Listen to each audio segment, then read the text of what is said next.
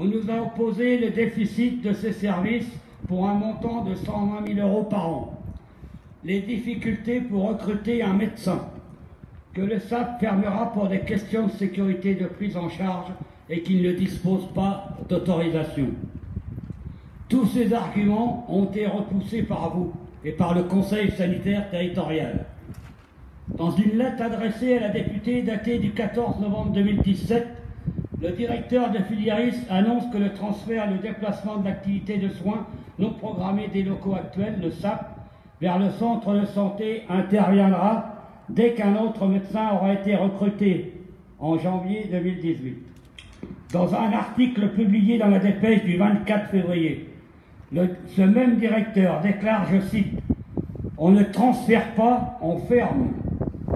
Il ne s'agit plus d'une question financière et que surtout, nous n'avons pas l'autorisation pour faire fonctionner le SAP. » Et il ajoute plus loin, je cite, « Mais je comprends les Carbosins qui s'étaient habitués à ce confort. Faut-il en conclure que vous viviez dans le luxe sanitaire?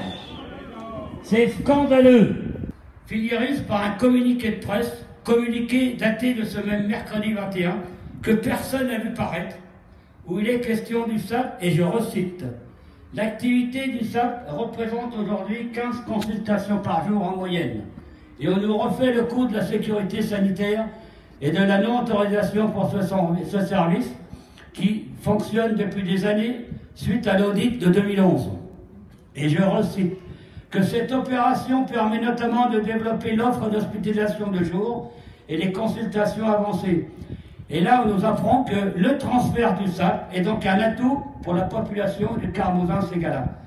Qu'il faut croire, un coup c'est fermé, un coup c'est pas transfert, un coup on ferme définitivement. Donc, on irait vers un retour au confort et au luxe sanitaire. Franchement, on nous prend pour des demeurés. L'ARS nous dit avoir appris des choses sur ce dossier présenté par Filiéris. Alors, qu'elle entende nos propositions. Aussi, nous sollicitons les médecins du centre de santé pour qu'ils entendent également ce que nous proposons depuis des mois et que nous entendions leurs propositions. Une lettre leur sera remise tout à l'heure. Que dire de l'attitude de la ministre des Solidarités et de la Santé publique, qui n'a pas répondu à la lettre ouverte que nous lui avons adressée.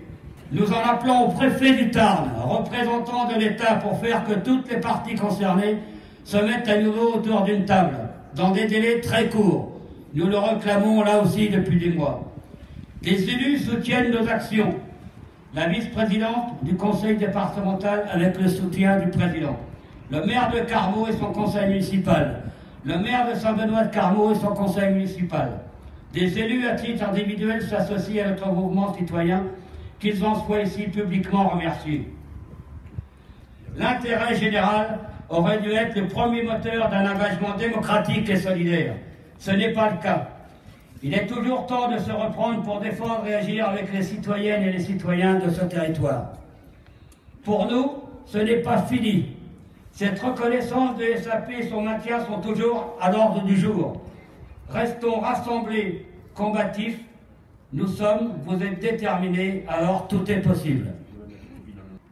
Ce territoire, ses habitants, sont des zones à défendre. Alors défendons-nous, défendons-les, et devenons une zone urbaine à défendre. Je vous remercie. N'hésitez pas à applaudir fortement. C'est que jeudi dernier, donc le lendemain du rendez-vous de l'ARS, il y a une délégation qui a été reçue auprès de la Caisse autonome nationale pour rencontrer M. de la Caussade et exposer la situation du Carmozais. Bon, je pense qu'il avait déjà pas toutes les informations, il en a eu un plus. Et donc nous sommes sortis en obtenant une nouvelle table ronde avec tous les intervenants. Et nous avons demandé aussi de surseoir à la fermeture de ce service. Nous avons également demandé à M. de la Caussade qui allait organiser cette table ronde. Il nous a répondu que c'était M. Rognier. Donc nous attendons fermement que M. Rognier organise cette table ronde avec tous les intervenants, c'est-à-dire surtout le conseil territorial sanitaire, tous les médecins autour de cette table, tous les représentants syndicaux, enfin, toutes les personnes, qu'on puisse entendre tous de la même voix et défendre chacun ce service. Voilà, ensuite, ça n'est suivi, nous avons fait une déclaration commune à Force ouvrière CGT que nous avons envoyée également à M. Delacossade et M. Rognier pour insister d'avoir surtout autour de cette table le comité territorial, parce qu'il faut savoir qu'ils ne veulent pas en entendre parler, or que ce comité représente fortement la population et je ne vois pas comment on peut se passer vraiment de ce conseil.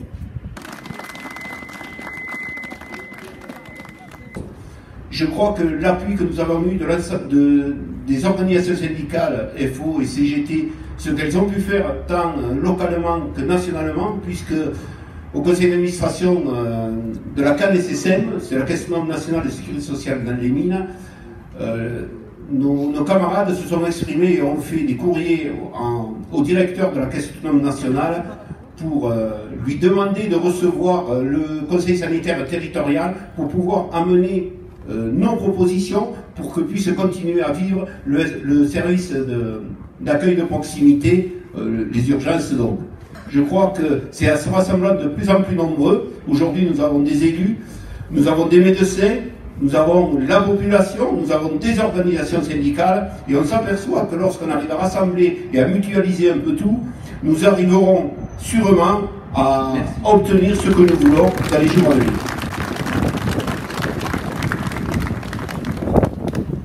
Donc je vous invite, vous tous, citoyennes et citoyens du territoire, à aller secouer les puces à vos élus, parce que moi je suis désolée, moi je veux bien qu'on envoie des représentants de certaines communes, mais à un moment donné, c'est très symbolique d'avoir les maires et les conseillers départementaux tous ensemble avec le collectif.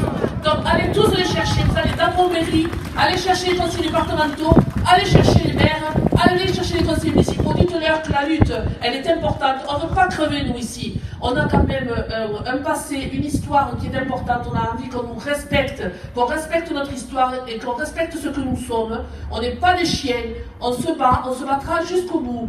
Et je peux vous dire que dans ce combat, le président du département est avec nous. Je représente ici pas simplement ma petite personne,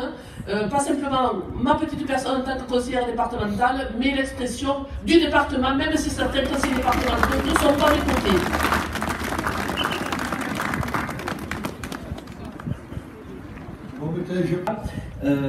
En tant qu'élu et en tant que citoyen, ce que vient de dire Sylvie est essentiel à mon avis. L'absence, puisque je vois parmi l'affluence qu'il y a des habitants du Carmozin, mais également du Ségala, l'absence d'élus du Carmozin-Ségala me pose énormément de problèmes. On ne pourra pas gagner si les maires, effectivement, les conseillers départementaux, mais tous les élus du Carmozin-Ségala ne se rassemblent pas. Et donc je vous invite, et je lance un appel, comme vient de le faire Sylvie, à aller dans vos mairies et à interpeller vos maires pour leur dire qu'est-ce que vous faites et pourquoi vous n'êtes pas là. Je vous remercie à toutes et à tous.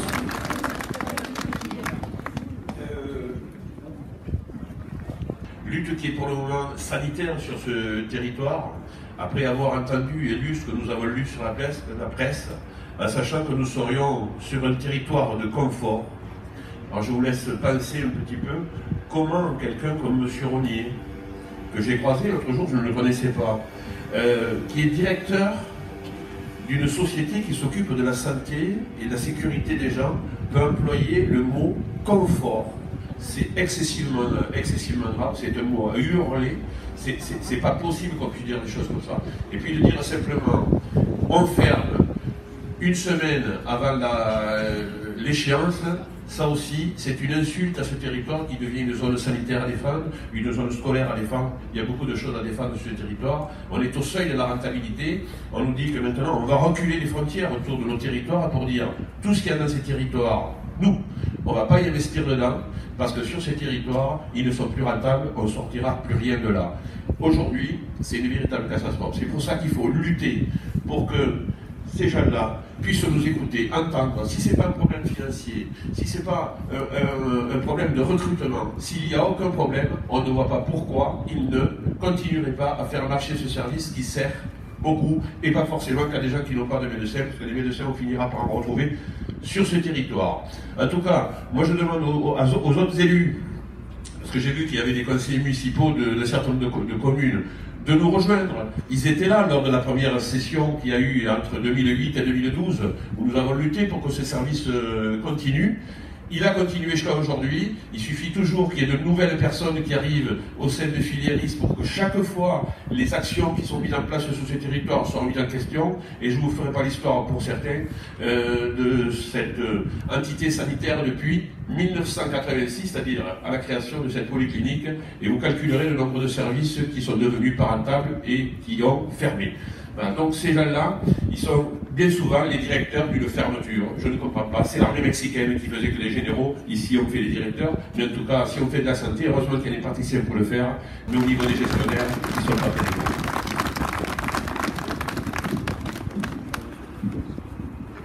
Je veux dire ici à toute la population du Carmozin-Ségala, aux membres du Conseil sanitaire territorial du Carmozin-Ségala, comme je l'ai déjà fait le 15 décembre dernier au pied de la statue de Jaurès, que vous avez le soutien sans faille de Luciac pour les actions que vous menez.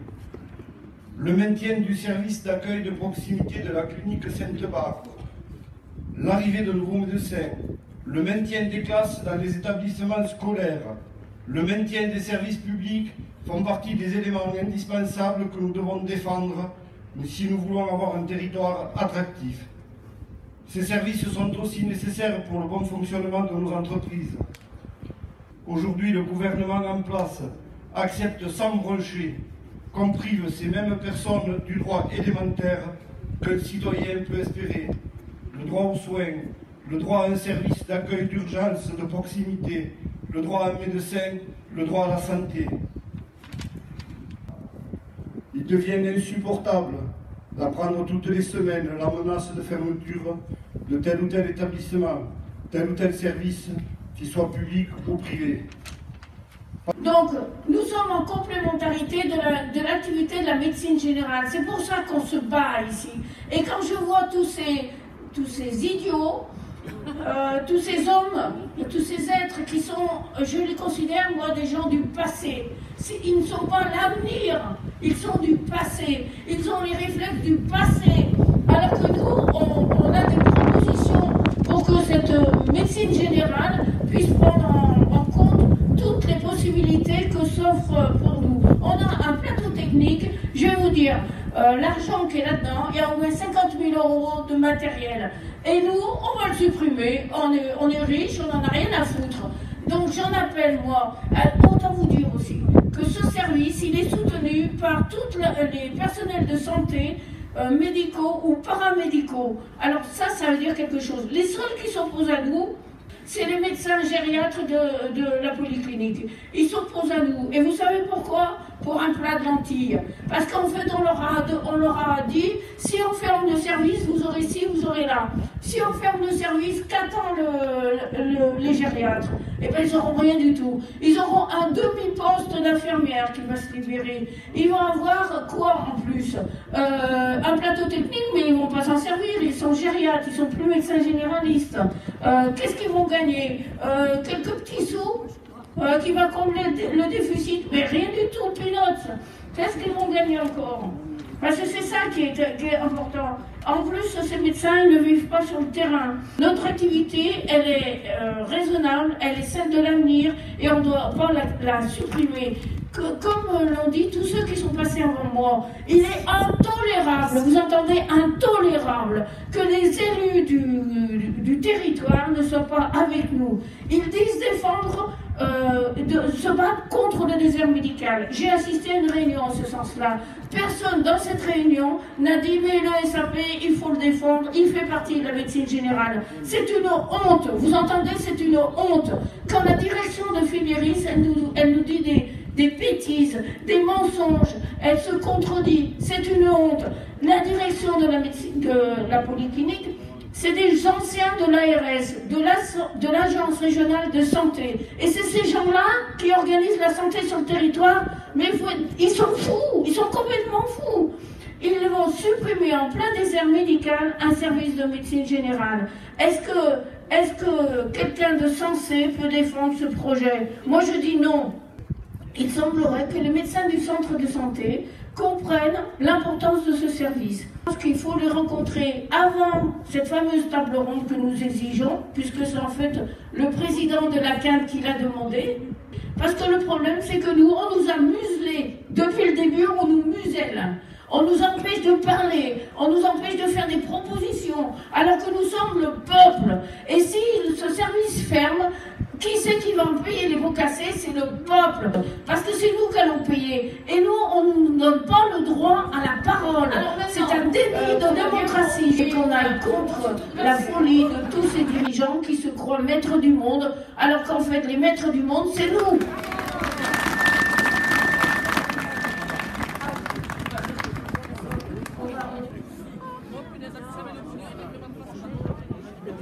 Regardez les casquettes et les bottes. Non, c'est très bien. Elisabeth.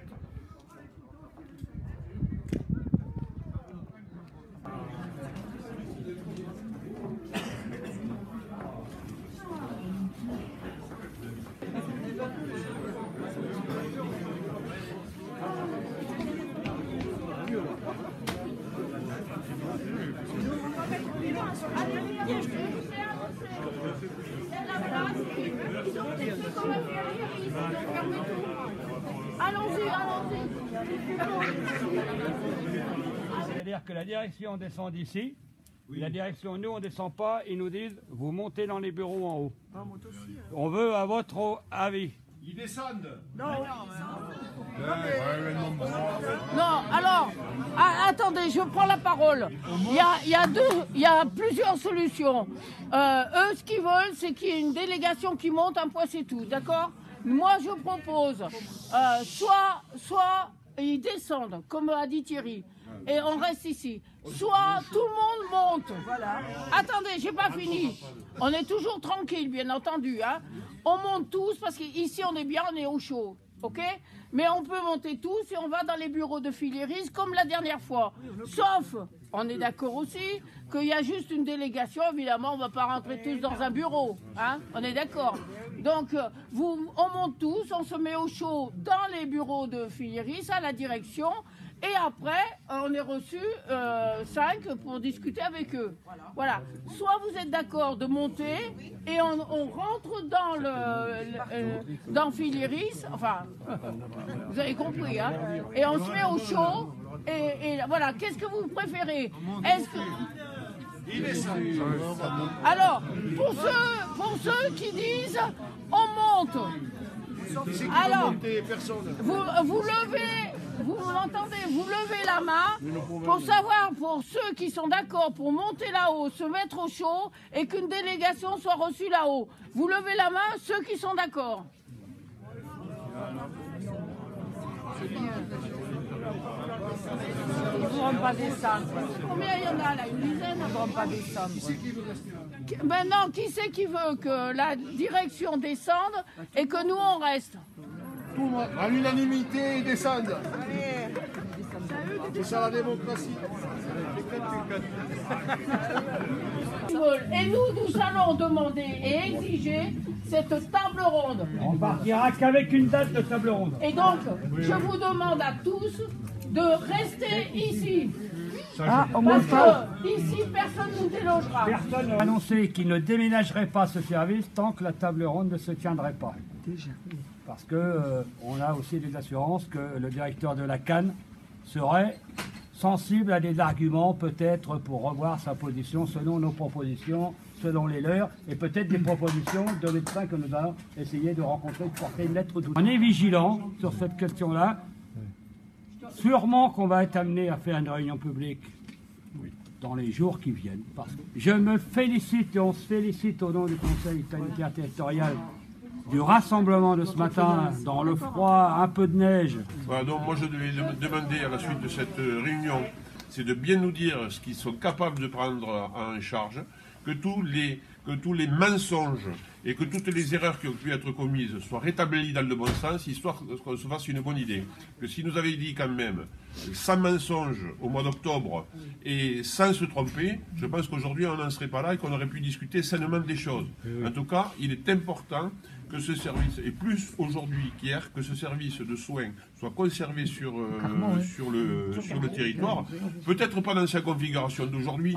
Ça, alors là, ça sera à voir. Mais que ça soit conservé, c'est une chose qui est totalement importante. On ne peut pas être et dans un désert médical et continuer à engranger ceci dit, on a bien expliqué à Filiris quand même que par ailleurs, ils avaient d'autres initiatives, qui étaient de très bonnes initiatives et qu'il ne fallait pas se décourager sur ces initiatives-là. En tout cas, il y a bien des histoires qui nous ont chagrinés. C'est cette histoire de confort. On est désolé, quand vous faites soigner, c'est pas du confort, c'est nécessaire.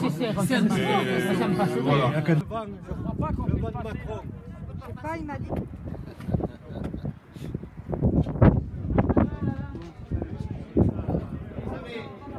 À partir de demain, ils font l'accueil des gens qui ne sont pas filiéristes, y compris de ceux qui sont de passage, y compris celui qui n'a pas de médecin qui vient. Voilà. Il y aura toujours un médecin pour le recevoir. Il y aura 2 médecins, peut-être 3 qui vont être habilités à le faire. On lui a posé la question des locaux. Les locaux, en sachant qu'il y a toujours un médecin qui est soit du matin, soit du soir, il y a toujours 1 ou 2 locaux de disponibles pour assurer des soins. Et en même temps, on lui a posé la question de l'accueil de ces malades et de ces patients. Proposé de regarder à qu'une infirmière ici, détachée, puisse faire le tri de l'urgence. C'est-à-dire, là oui, je peux poser un rendez-vous dans 1 heure, là vous pouvez revenir demain, ou là...